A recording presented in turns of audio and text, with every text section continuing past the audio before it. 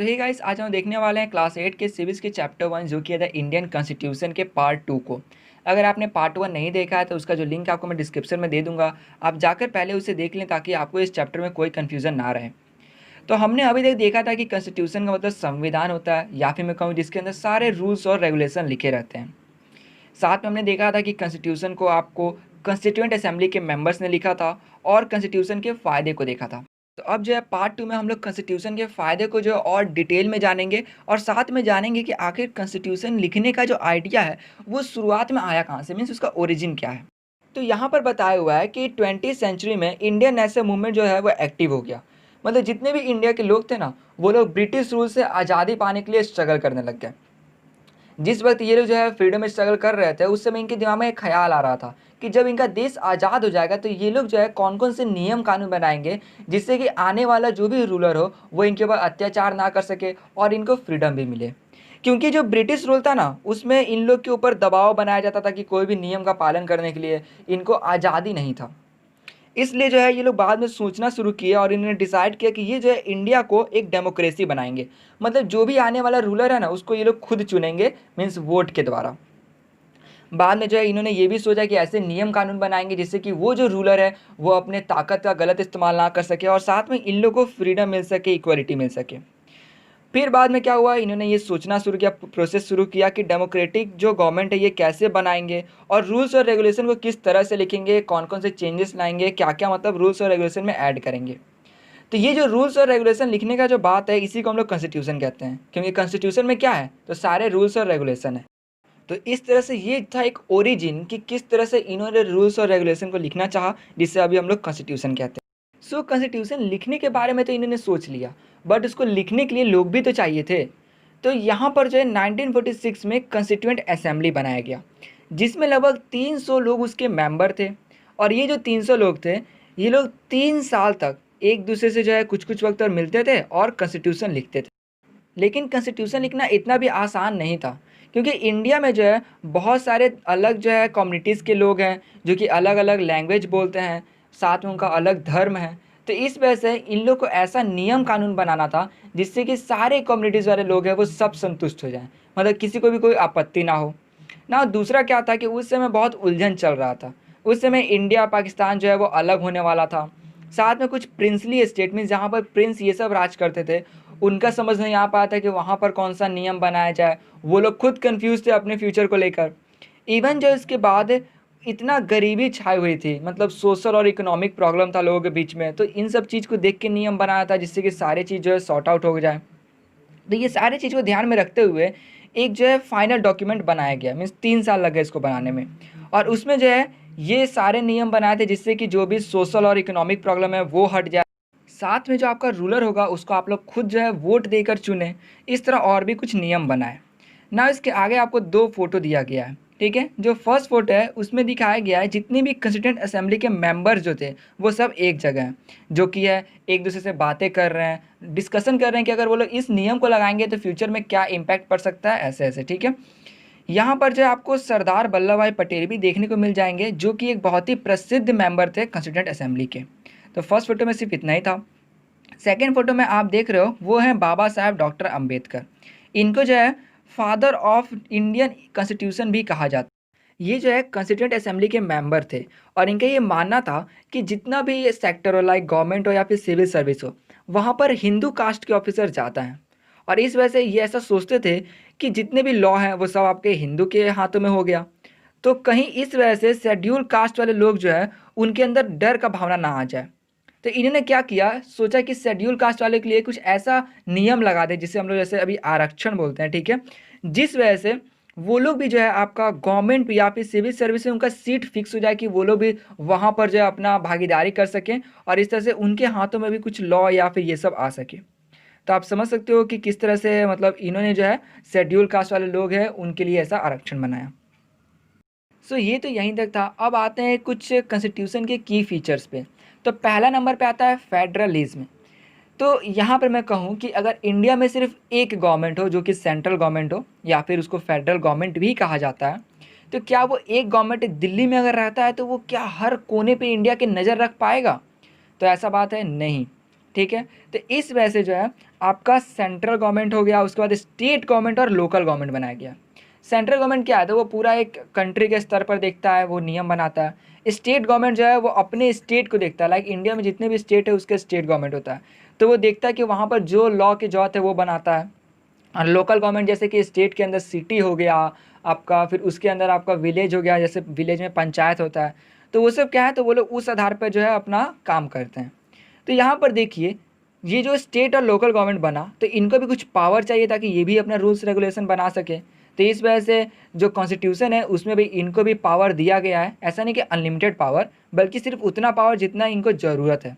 साथ में इनको पैसे भी चाहिए खुद को मैनेज करने के लिए हर चीज़ को, ठीक है। तो यहाँ पर इसलिए इनको भी जो है पैसे जो है ये मतलब प्रोवाइड होते हैं। तो आप समझ सकते हो, जो एक लौता सेंट्रल या फिर फेडरल गवर्नमेंट है वो हर जगह नज़र नहीं रख सकता है, इसलिए स्टेट गवर्नमेंट बनाया गया है और लोकल गवर्नमेंट बनाया गया है, ताकि एकदम छोटे से छोटे जगह पर भी जो है नज़र रखा जा सके, वहाँ के लिए जो है नियम बनाए जा सके। और इन लोग के पास जो होता है, स्टेट और लोकल गवर्नमेंट के पास, ऐसा नहीं कि अनलिमिटेड पावर होता है, वहाँ पर भी जो कॉन्स्टिट्यूशन में जो है लिखा गया है कि आपको इतना पावर मिल सकता है, आप ये चेंजेस कर सकते हैं, सिर्फ उतना ही। और इसका भी जो चीज़ है ना, ये आप आगे आने वाला जो क्लासेस है 9th या 10th में इसके बारे में बहुत डिटेल में पढ़ने वाले हो। तो ये हो गया आपका फेडरलिज्म।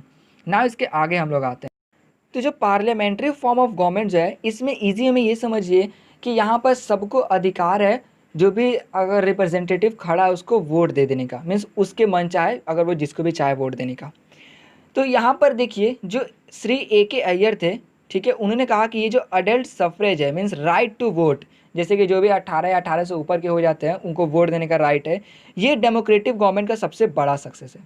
क्योंकि देखिए, चाहे वो कोई भी व्यक्ति हो, गरीब हो, अमीर हो, किसी भी कास्ट हो, सबको देने का मतलब अधिकार है वोट देने का। इस वजह से यहाँ पर एकदम इक्वलिटी रहती है, यहाँ पर सभी लोग वोट देते हैं। इस वजह से यहाँ पर जो है कोई भी मतलब नहीं बोलते हैं कि भेदभाव नहीं रहता है। इस वजह से ये कहते हैं कि ये जो वोटिंग सिस्टम है ये सबसे अच्छा सिस्टम है, इसमें सब कोई संतुष्ट भी रहता है, किसी को भेदभाव नहीं रहता है, और इस वजह से ये जो है आपका डेमोक्रेटिक गवर्नमेंट का सबसे बड़ा सक्सेस भी है। तो पार्लियामेंट्री फॉर्म ऑफ गवर्नमेंट क्या है, तो आपको ये अधिकार है कि आप वोट दे सकते हो। ये बस इतना ही था। तो आप देखते हैं इसके आगे। सो अब आता है सेपरेशन ऑफ पावर। इसको ईजी में समझो तो यहाँ पर पावर का बंटवारा हो जाता है। जो कॉन्स्टिट्यूशन है ना, उसके हिसाब से गवर्नमेंट के 3 ऑर्गन हैं, लेजिस्लेचर, एग्जीक्यूटिव और जुडिशरी। जो लेजिस्लेचर होता है ना, उसे हम लोग वोट देकर चुने हुए रहते हैं। मान लो लेजिस्लेचर ने ये देखा कि अगर इस जगह पर ये कानून में लगा दूँ तो वहाँ के लोग को फ़ायदा होगा। चलो, उसने सोच तो लिया कि उस कानून को लगाने के बारे में, लेकिन ऐसा नहीं उसने सोचा और उसने खुद ही लगा दिया। नहीं, वो बस सोच सकता है कि वो लगाएगा तो फ़ायदा होगा। लगाने का काम किसका है, तो एग्जीक्यूटिव का। तो देख सकते हो यहाँ पे पावर बट गया, वो खाली सोच पा रहा है लेकिन लगा कौन रहा है, एग्जीक्यूटिव। मान लो उसने एग्जीक्यूटिव के पास ये बिल पास किया, मीन्स उसको बताया कि ये नियम लगाने से फ़ायदा हो सकता है, तो एग्जीक्यूटिव भी पूरा रिसर्च करेगा उस चीज़ को लेकर। अगर वो देखता है कि चलो फ़ायदा हो रहा है तो वो लगा देगा। अगर वो देखता है कि नहीं, इससे नुकसान हो जाएगा, तो वो नहीं लगाएगा और बोलेगा कि आप इसमें सुधार कीजिए। मान लो कि कभी एग्जीक्यूटिव ने नियम कोई लगा दिया और वो बाद में जाकर प्रॉब्लम क्रिएट कर दिया और लोग गुस्सा हो गए गवर्नमेंट से, तो उसको सॉल्व करने के लिए आता है जुडिशरी। जुडिशरी मीन्स जज ये हो गए, ठीक। सो जुडिशरी क्या करता है, तो बस प्रॉब्लम सॉल्विंग का काम। हो सकता है गवर्नमेंट और लोग के बीच का जो मतभेद हो, लाइक गवर्नमेंट ने किसी नियम को लगा दिया, लोग को पसंद नहीं आया तो, या फिर लोगों के बीच में का खुद का जो मतभेद हो, उस चीज़ को ये सॉल्व कर। नाउ यहाँ पर जो है आपको बहुत ही एक इंपॉर्टेंट चीज़ बताया गया है कि आपके इस चैप्टर में जो है स्टेट वर्ड जो है बहुत ज़्यादा इस्तेमाल किया गया है। बट ये जो स्टेट वर्ड है ये स्टेट गवर्नमेंट को रिप्रेजेंट नहीं करता है, यहाँ पर इसका मीनिंग कुछ और है। इसको समझाने के लिए मैं आपको एग्जांपल देता हूँ कि अगर मैं आपसे पूछता हूँ कि कंट्री और स्टेट का डिफरेंस बताइए, तो आप लोग कहोगे कि जो स्टेट है वो कंट्री का एक हिस्सा है, ठीक है ना। वही अगर मैं आपसे पूछता हूँ साइंस के व्यू में कि मैटर जो है उनके स्टेट्स बताइए, तो आप लोग कहोगे सॉलिड हो गया, लिक्विड हो गया, गैस हो गया। तो देखो, वर्ड स्टेट ही है, एक ही वर्ड है, बट इसका जो अलग अलग पॉइंट ऑफ व्यू में अलग अलग मीनिंग हो गया। साइंस में कुछ और हो गया और यही मैंने कंट्री और स्टेट का पूछा तो कुछ और हो गया। सेम चीज़ यहाँ पर आता है। यहाँ पर जो स्टेट का मीनिंग बताया गया है वो आपका किस व्यू में है, तो यहाँ पर राजनीतिक के व्यू में है, मीन्स पॉलिटिक्स के।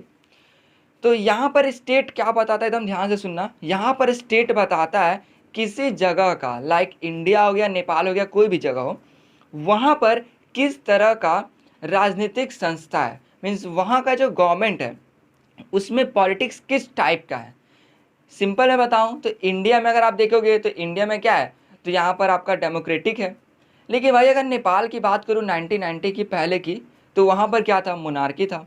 तो सीधी सी बात है, क्या बता रहा है यहाँ पर स्टेट, यहाँ पर स्टेट पॉलिटिक्स से जुड़ा हुआ है। मतलब कि ये क्या बताता है कि किसी जगह का, लाइक कोई भी कंट्री हो गया, उसका अवस्था कैसा है पॉलिटिक्स का। यहाँ पर स्टेट का एक और आपको समझाऊं, देखिए डेमोक्रेटिक में क्या आता है कि इसके अंदर आपका प्राइम मिनिस्टर होगा, प्रेसिडेंट होगा, ये सब होंगे, फाइनेंस मिनिस्टर हो गया, और भी एग्जाम्पल्स में बहुत सारा आ गया। तो इसको हम लोग खुद जो है मतलब चुनते हैं ना। अब मैं आपसे बोलूं कि जो ये पोस्ट है प्राइम मिनिस्टर का, ये तो हमेशा के लिए ऐसा ही रह जाएगा। लेकिन क्या आदमी हमेशा एक ही रहेगा प्राइम मिनिस्टर की जगह पर? तो नहीं। आप क्या कहोगे कि अभी मोदी जी की सरकार है, मीन्स जो गवर्नमेंट किसकी है, तो मोदी जी की है।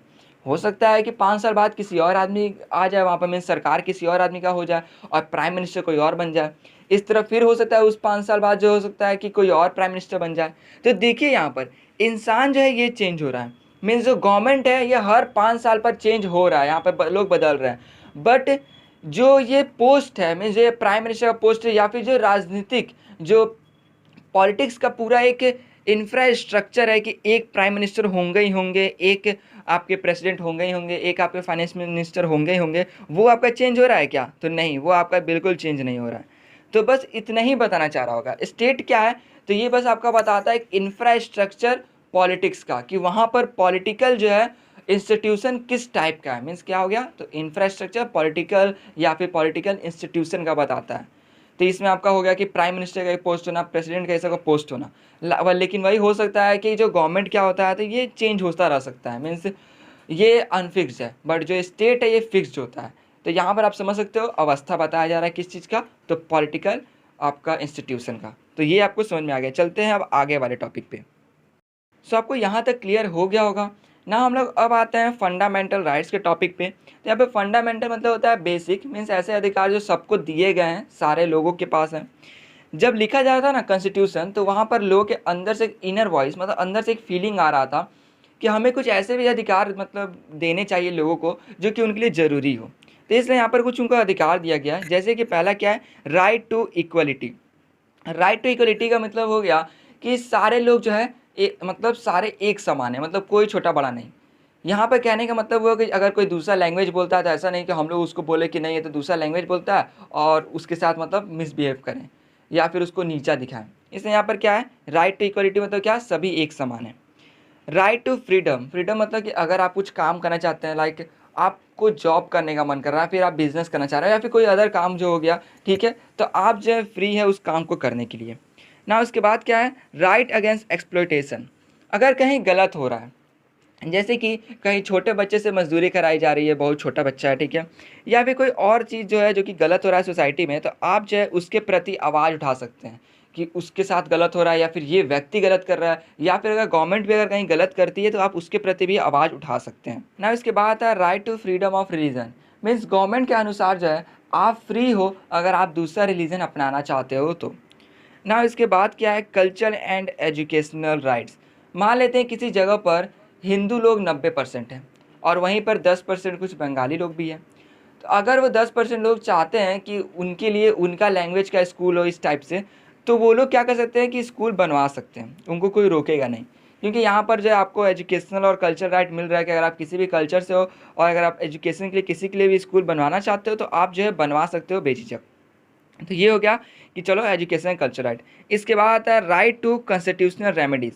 इसमें सिंपल ये है कि अगर आपको ऐसा लगे कि आपको किसी भी राइट्स को जो है नकारा जा रहा है या फिर आपको नहीं मिल रहा है, जैसे कि आप कहीं काम करवाने गए और आप देखिए कि आपको इक्वलिटी नहीं मिल रहा है या फिर आपको किसी चीज़ के लिए फ्रीडम नहीं मिल रहा है, तो आप उसके प्रति आवाज़ उठा सकते हो। मीन्स आप उसके प्रति कोर्ट में जाकर भी ये सब कह सकते हो। तो यहाँ पर क्या हुआ, तो राइट टू कॉन्स्टिट्यूशन रेमेडीज़। अब हम लोग देखते हैं कि आखिर जो फंडामेंटल राइट्स है ये हमें क्यों दिया गया और इसके पीछे का रीज़न क्या है। तो एक तो रीज़न है आपका ब्रिटिश रूल। हमने अभी जस्ट देखा था कि ब्रिटिश जो थे वो कोई भी नियम बना देते और बोलते कि नहीं उसका पूरा पालन करना ही है। तो इसी बात को लेकर ऐसा मतलब आपको फंडामेंटल राइट्स दिया गया कि अगर आपके साथ ऐसा हो रहा है, अगर आपका गवर्नमेंट जो है आपको फोर्स ना कर पाए कोई चीज़ करने के लिए ना। सेकंड क्या था, सोसाइटी। सोसाइटी में जो भी माइनॉरिटी लोग थे, मतलब जिनकी संख्या कम थी दूसरे के मुकाबले, तो उनको दबा दिया जाता था, उनका बात नहीं माना जाता था। इस वजह से ये जो ब्रिटिश रूल हो गया, मीन्स रूलर का जो शासन था उसको देख के और सोसाइटी को देखकर जो है नियम ऐसा बनाया गया जिससे कि सभी लोग जो है एक बराबर रहें और कोई भी अपने पावर का, कोई भी रूलर अपने पावर का दुरुपयोग ना कर पाए ना। जो डॉक्टर अंबेडकर जो थे, उनका फंडामेंटल का जो दो ऑब्जेक्टिव था, पहला क्या था कि ये सारे सिटीजन को मिलना चाहिए, मतलब ऐसा राइट आप बनाओ जो कि सभी सिटीजन्स के लिए एक बराबर हो, ऐसा नहीं कि किसी सोसाइटी को ज़्यादा फायदा पहुंचे और किसी को नुकसान हो जाए ना। इसके बाद दूसरा ऑब्जेक्टिव क्या था कि मान लेते हैं कोई रूलर है और वो नया नियम लगाना चाहता है, तो उसको कुछ ऐसे प्रोसेस दे दिए गए कि अगर आप इस प्रोसेस को पूरा पास करते हो तो आप नियम लगा पाओगे, नहीं तो नहीं लगा पाओगे। इसको अगर मैं बताऊं तो फंडामेंटल राइट तो हमें तो दिया ही गया, साथ में कॉन्स्टिट्यूशन में एक सेक्शन बनाया गया जिसको हम लोग बोलते हैं directive principles of state policy. मतलब कुछ ऐसे नियम बना दिए गए हैं जिससे कि अगर कोई, जैसे गवर्नमेंट हो गया, अगर कोई वो नियम लगाना चाहता है तो उसको ये सारे प्रिंसिपल्स को फॉलो करना पड़ेंगे, और अगर वो फॉलो करके दिखता है कि चलो सब सही रहा तब नियम लगेगा, नहीं तो नहीं लगेगा। और ये कंस्टिट्यूएंट असेंबली वाले लोगों ने इसलिए इसको डाला था जिससे कि कोई रूलर जो है वो कोई भी गलत नियम ना लगा दे, मतलब इस सब चीज़ को इंश्योर करने के लिए ना। इसके आगे हम लोग आते हैं ना, आते हैं आपके लास्ट टॉपिक पे जो कि है सेक्युलरिज्म।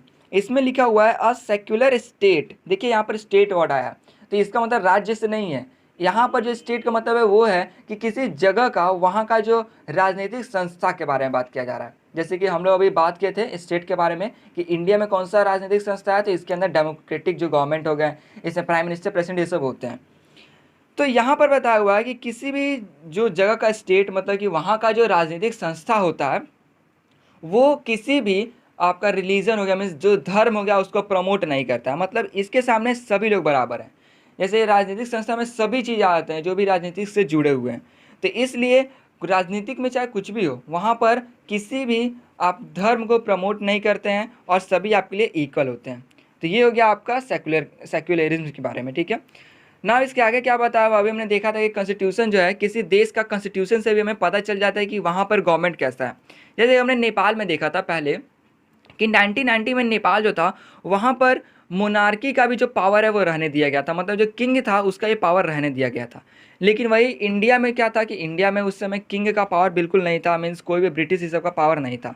तो इस तरह से जो कॉन्स्टिट्यूशन है ना, ये आप देख सकते हो दोनों जगह थोड़ा अलग था, क्योंकि एक जगह क्या था कि जो किंग था उसका पावर थोड़ा रहने दिया गया था नेपाल में, लेकिन इंडिया में ऐसा नहीं था, यहाँ पर प्योर आप कह सकते हो कि डेमोक्रेटिक गवर्नमेंट था। सो ये कॉन्स्टिट्यूशन में थोड़ा सा चेंज से आप बोल सकते हो कि हाँ थोड़ा कॉन्स्टिट्यूशन अलग है दोनों जगह का। और जब कॉन्स्टिट्यूशन अलग है तो वहाँ का सीधी सी बात है कि वहाँ का जो राजनीतिक संस्था होगा, मतलब वहाँ का जो एक पॉलिटिक्स का पूरा सिस्टम होगा वो भी थोड़ा अलग होगा। एक जगह पर राजा को थोड़ा पावर दिया गया तो वो भी अपने पावर को इस्तेमाल करेगा, और वही इंडिया में राजा ये सब का कोई पावर नहीं, यहाँ पर प्योर आपका डेमोक्रेटिक है, तो ये थोड़ा सा अलग होगा। तो इस वजह से कॉन्स्टिट्यूशन जो है, इससे भी हमें पता चलता है कि आखिर एक जो देश है उसमें किस तरह का राजनीतिक संस्था। सो इस वीडियो से भी इतना ही, तो आशा करूँ आपको वीडियो अच्छी लगी हो। तो यार जाने से पहले सब्सक्राइब बटन के साथ या तो आप कुश्ती करो या कुछ भी करो, उसको दबा दो और जो है बेल आइकन भी जरूर प्रेस कर देना। तो दोस्तों मिलते हैं इसके अगले वीडियो में।